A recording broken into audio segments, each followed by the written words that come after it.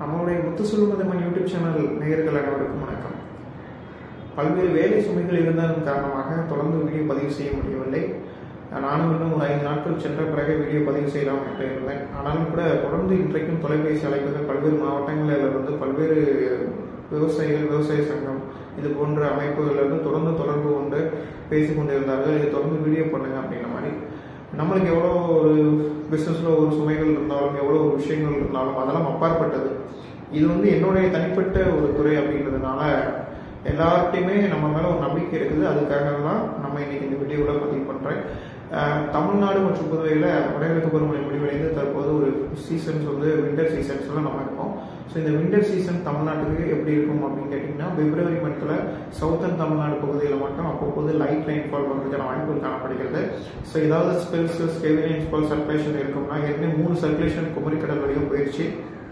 இதுக்கு பிறகு மறுபடியும் ஒரு சர்க்குலேஷன் வரதுக்கான பாசிபிலிட்டிஸ் இந்த வருஷம் கிடையாதுன்னு நினைக்கிறேன்.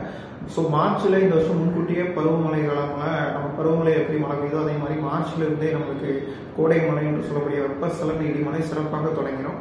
மார்ச் மாதங்களில் சில சர்க்குலேஷன் தமிழ்நாட்டில் வளிமண்டல மேலடுக்கு சுழற்சியாகவோ அல்லது மார்ச்சுக்கு பிறகு ஏப்ரலிலோ அல்லது மேலேயோ நல்ல மழையை கொடுக்கக்கூடிய அமைப்பு தெரிகிறது.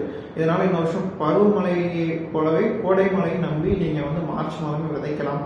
மக்காச்சோளம், கம்பு இந்த மாதிரியான பயிர்களை மார்ச் மாதம் விதைத்து ஜூன் மாதத்தில் அறுவடை பண்ணுறதுக்கான முயற்சிகளை எடுக்கலாம். ஜூன் மாதம் வரைக்கும் நம்மளுக்கு நல்ல மழைப்பொழிவுக்கான வாய்ப்புகள் தெரிகிறது.